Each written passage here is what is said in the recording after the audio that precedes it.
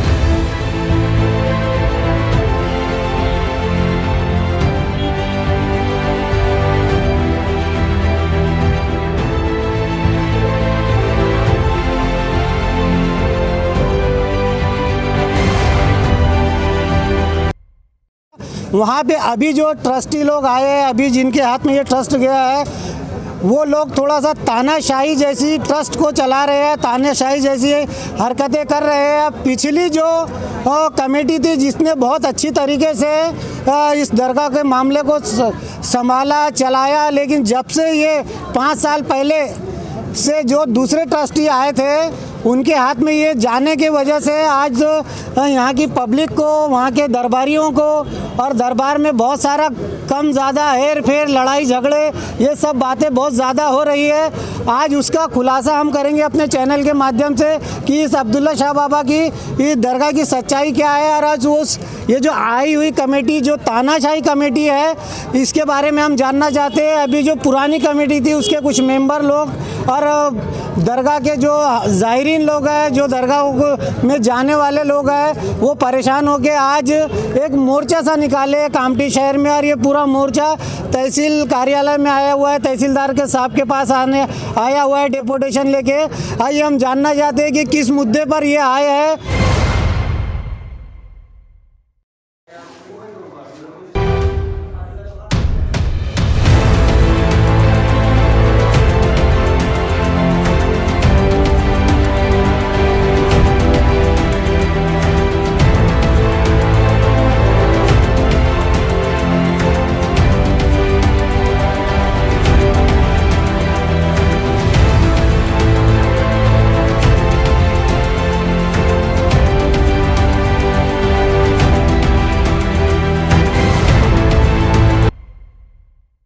और इनकी क्या मांग है और इनके साथ क्या क्या हुआ पुरानी कमेटी के साथ, वो सब कुछ जानेंगे। अभी हमारे साथ यूसुफ नागानी साहब है जो कि पुरानी कमेटी के अध्यक्ष थे, अभी वो हमारे साथ आइए, इनसे जानते हैं। सर, न्यूज़ नागपुर सिटीजन में आप लोगों का स्वागत है।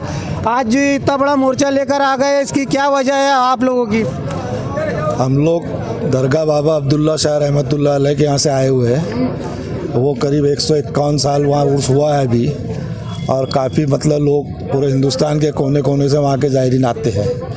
वहाँ पे अभी 2009 में हाई कोर्ट का फैसला हुआ था कि वहाँ पे हर बरादरी को नुमाइंदगी दी जाए और वहाँ पे इलेक्शन आ जाए। अभी 2018 में पहला इलेक्शन वहाँ पे हुआ था, जिसमें मतलब आबिद ताजी वगैरह की एक बॉडी आई थी चुन के। तो सर, इसमें कितने मेंबर है टोटल, मतलब इलेक्शन करने के समय में मेंबर कितने हैं? इसमें करीब 2,500 मेंबर है। 2,500 मेंबर है? 4 मेंबर है दरगाह के, 500 रुपये भरा, जिन्होंने 500 रुपये भर के मेंबरशिप, मतलब पर कैंडिडेट 500 रुपये, 2,500 रुपये की मेंबरशिप के थे। तो ये पैसे मतलब ट्रस्ट में जमा है? जमा थे, वो पुरानी बॉडी के पास होंगे या फिर जो भी करे होंगे उन्होंने। तो ये मतलब फिर से नया फ्रेश इलेक्शन होना था 4/11/2023 को। तो पहले इलेक्शन 2018 में हो चुका था, तो दूसरा इलेक्शन करना था। तो उसके पहले हमने 6/9 को नागपुर वक्फ board regional officer Abdul Jabbar करके है, उनको एप्लीकेशन दिए थे कि यहाँ पे फ्रेश इलेक्शन कराया जाए। तो उन्होंने रिसीट वगैरह लिए, उस टाइम में हमको कुछ बताया नहीं। फिर काफ़ी टाइम निकलने लगा, फिर हमने 27 तारीख को 27/11 को फिर एक एप्लीकेशन वहाँ करे CO वक्फ बोर्ड औरंगाबाद को। तो जिस दिन हम लोग कॉपी जब्बार को देने गए तो वो जब्बार भाई बोलते हैं कि वो वहाँ का तो इलेक्शन हो गया है। मतलब आपको खबर नहीं थी? ये साफ तरीके से तानाशाही जो है, लोग ये मतलब गलत तरीके से इलेक्शन कर लिए और ये 2600 जो लोग हैं इनको इसकी खबर ही नहीं है कि कब इलेक्शन हुआ कब नहीं। तो ये कितने मेंबर को लेकर ये इलेक्शन किए ये लोगों ने? इन्होंने उसने अपने बायलॉज में बनाए हैं, बायलॉज में उन्होंने 50 मेंबर कम से कम लिखे हैं और उन्होंने 50 मेंबर बना भी चुके हैं, 50-60 मेंबर बनाए हैं, जिसमें से 45-50 तो खाली नागपुर की ही है, जबकि दरगाह कामठी में है। कामठी वालों को यहाँ पे पहला प्रेफरेंस होना चाहिए, मगर उन्होंने नागपुर वालों को अपने जो चेले चपाटे उनको लेके बना लिए और उसमें भी ये रखे फीस के 10,000 रुपये जिसको मेंबर बनना है यहाँ पे 10,000 रुपये वो ट्रस्टी के लिए दे देंगे और 5,000 रुपये का ऑर्डिनरी मेंबरशिप के लिए दिया है भाई। ये सब गलत तय कर लिए और उसमें सबसे बड़ा मतलब धोखाधड़ी ये किया उन्होंने कि वो मुतवल्ली की एक नई पोस्ट उन्होंने वहाँ पे क्रिएट किया है, जबकि मुतवल्ली वहाँ पे आज तक कभी कोई आया नहीं है। और नया उन्होंने बायलॉज बना, मुतवल्ली को भी ऐसा कर दिया कि उन्होंने अपने बड़े भाई आबिद ताजी ने अपना बड़ा भाई इकबाल ताजी जो है पसंद नहीं करता है, जबकि वो ऑर्डिनरी मेंबर मतलब था वहाँ पे और कुछ नहीं था वहाँ पे, तो उसको उन्होंने मुतवल्ली बना दिए ज़िंदगी भर के लिए और ये लिख दिए ता क़यामत तक जो भी वहाँ मुतवल्ली बनेगा वो आबिद ताजी के ही बनेगा, उसमें वो आबिद ताजी ख़ानदान का ही बनेगा। तो ये सरासर मतलब पब्लिक के साथ और अकीदतमंद लोगों के साथ नाइंसाफ़ी है। ये जो कमेटी आई है सीधा तानाशाही हुकूमत जैसा कर रही है। ये पब्लिक ट्रस्ट है जो अब्दुल्ला शाह बाबा का पब्लिक ट्रस्ट है, इसमें पब्लिक ही चुन सकती है वहाँ के ट्रस्टियों को, लेकिन यहाँ जाती हो गई और धोखाधड़ी हुई, बहुत बड़ी धोखाधड़ी हुई इन लोगों के साथ। सर आप अभी जो तहसीलदार साहब के पास आए तो क्या क्या मांग लेकर आए? हम वही आए थे कि भी ये मुतवल्ली की जो पोस्ट इन्होंने बनाया है गलत है। यहाँ पे कभी कोई मुतवल्ली रहना और ज़िंदगी भर का तो सवाल ही नहीं आता है। ये किसी को निजी संपत्ति तो है नहीं, ये पब्लिक संपत्ति है, इसलिए हर पब्लिक को हक है यहाँ पे। फिर वो क्यों एक ही परिवार का आजीवन तक रह सकता है वहाँ पे, इसी सिलसिले में। और दूसरा उसके अलावा जिसको चाहे 2,500 मेंबर कहाँ जाएंगे? 2,500 लोगों ने 500-500 रुपये भरे तो आज कहाँ जाएंगे वो? मतलब उनकी तो मेंबरशिप भी चलेगी। ये सब गलत काम उन्होंने धोखाधड़ी करके नागपुर रीजनल वक्फ बोर्ड ऑफिस अब्दुल जब्बार है उसको खिला पिला के उसको करके उन्होंने पूरा आपके सामने में बहुत अच्छा मतलब मौका है।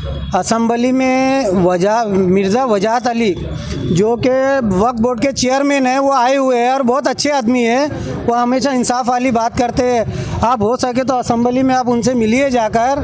और नहीं ये जो है ये चेयरमैन है, ये मेरी बात सुनिए आप, ये वक्फ बोर्ड के चेयरमैन है। कल ही उनकी न्यूज़ डाला मैंने, वहाँ आप उनसे मिलिए जाके, आपको पूरा न्याय होगा।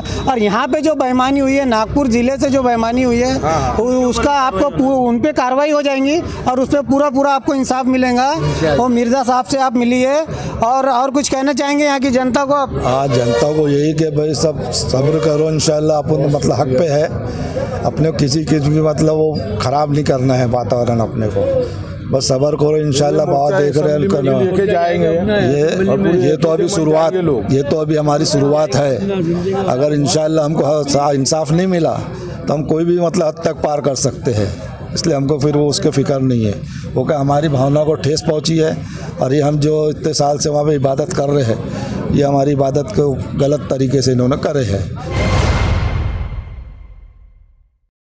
इसलिए हम लोग चाह रहे हैं कि जो भी है कार्रवाई जल्द से जल्द हो। तहसीलदार साहब से ही हमने दरख्वास्त की है। थाने में भी रिपोर्ट डाले हैं 2 मेंबरों ने जिन्होंने इस्तीफा इन्होंने बताया। मतलब जो रिपोर्ट हुई है तो वो आप लोगों के खिलाफ में हुई है या आप लोगों ने उनके खिलाफ में? हमने उनके खिलाफ में की है। हमने रिपोर्ट बोले तो खाली यही कि यहाँ पे फ्रेश इलेक्शन कराया जाए और यहाँ का माहौल ख़राब ना हो, हाँ, यही बताने के लिए लोगों को हमने करवाया वहाँ पर।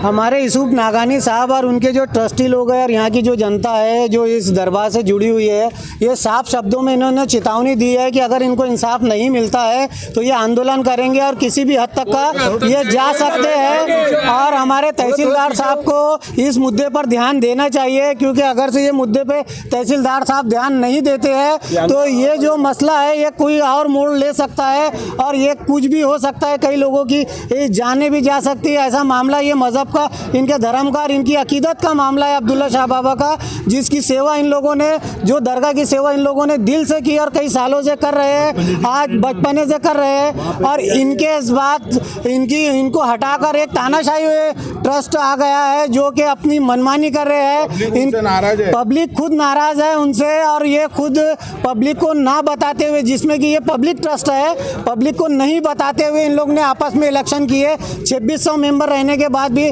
60-65 मेंबर के सामने इलेक्शन हो सकता है, ये तो नाजायज़ है, ये नहीं हो सकता ऐसा इलेक्शन तो बिल्कुल। ये ऐसे इलेक्शन की कोई मान्यता ही नहीं है, ऐसे इलेक्शन की कोई मान्यता नहीं है। अगर ये लोग, अगर ये ट्रस्टी लोग रोड पर आ गए और ये चक्का जाम करे तो इसमें बहुत ज़्यादा परेशानी सरकार को होंगी, तहसीलदार को होंगी और यहाँ के लोगों को। वो मानसीलान में करे, जो इलेक्शन दरगाह में होना था वो मानसीलान में करे। एक बात और सामने आई है कि ये चोरों की जो है, जो चोर रहता है वो अपने घर छोड़ के दूसरी जगह चोरी करता है। अब ये सीधी बात है कि जहाँ इलेक्शन होना चाहिए, जो दरगाह का इलेक्शन होना चाहिए, उसको छोड़कर ये मानसी लॉन में जहाँ शादी ब्याह होती है, जहाँ पॉलिटिकल पार्टियाँ होती है और वहाँ पे मीटिंगें होती है, वहाँ पर जाने का, इलेक्शन करने का मकसद क्या है? आखिर वो 60 और 65 लोगों को ले जाके चोरी करने का काम है। और इनकी यही मांग है कि ये इस ट्रस्ट को हटाया जाए और दोबारा से इलेक्शन कराया जाए, ऐसी इनकी मांग है। और क्या कहना चाहेंगे? मैं ये भी कहना चाहूँगा कि हमने 6-9 को एप्लीकेशन दिए थे यहाँ पे पुलिस स्टेशन में। हम पुलिस वालों को समझा भी रहे, पुलिस वाले खुद हैरत कर रहे थे कि यार इलेक्शन कब हो गया, हमको तो कोई बंदोबस्त के लिए बुलाया नहीं, कुछ नहीं हुआ। और हमको अब्दुल जब्बार जो नागपुर वाला है वो बोलता है कि मैं दरगाह में आके इलेक्शन किया, पर इनके नोटिस से जब निकले हैं तो मानसी अब्दुल जब्बार के खिलाफ में कंप्लेंट डाले कर रहे हैं इंशाल्लाह। आप लोग अब्दुल जब्बार के नाम पे कंप्लेंट डालो, सीधा सीधा उसमें कार्रवाई होती है, पुलिस कार्रवाई करेंगी। मैं आपके चैनल के माध्यम से ये बोलना चाहता हूँ कि अब्दुल जब्बार जैसे वक्फ बोर्ड में नहीं होना चाहिए, लोग नहीं होना चाहिए। लोग अपनी प्रॉपर्टी वक्फ क्यों करते हैं? उसको ज़िंदगी भर इसाले सवाब मिले करके, और ये लोग चोर बैठे हैं वहाँ पे, खाते जा रहे, अपने बाप की प्रॉपर्टी समझ के बेचते जा रहे, किसी को कुछ भी करते जा रहे। हर काम के लिए आज कामठी में 3 जगह हो चुका है। फूलोली मस्जिद में भी ये काम हुआ है, फिर से इलेक्शन हुआ।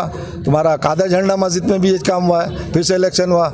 अब वहाँ जा रहे हैं ऑर्डर करने, जब लड़के आ रहे हैं बाहर तो बोलते 2 लाख दो, 3 लाख दो, ये क्या है? ये तो मतलब मुस्लिम प्रॉपर्टी के साथ खिलवाड़ हो गए तो एकदम। वक्फ बोर्ड को भी ध्यान देना चाहिए। अगर हमारी न्यूज़ वक्फ बोर्ड तक का पहुंचती है तो वक्फ बोर्ड को ध्यान देना चाहिए कि वक्फ बोर्ड में कितना भ्रष्टाचार हो रहा है। वक्फ बोर्ड में जितने भी वहाँ पे जो पदाधिकारी है वो किस तरीके से भ्रष्टाचार कर रहे हैं, और ये लोग अभी वक्फ बोर्ड के खिलाफ में भी मोर्चा निकालेंगे, ऐसा यूसुफ नागानी जी का कहना है। आगे की जैसी भी न्यूज़ रहती है और जो भी यहाँ मिलता है, मतलब इनको जो भी न्याय मिलता नहीं मिलता उसका पूरी न्यूज़ हम अपने चैनल के माध्यम से आपको बताएंगे। न्यूज़ थोड़ा ना बोलो।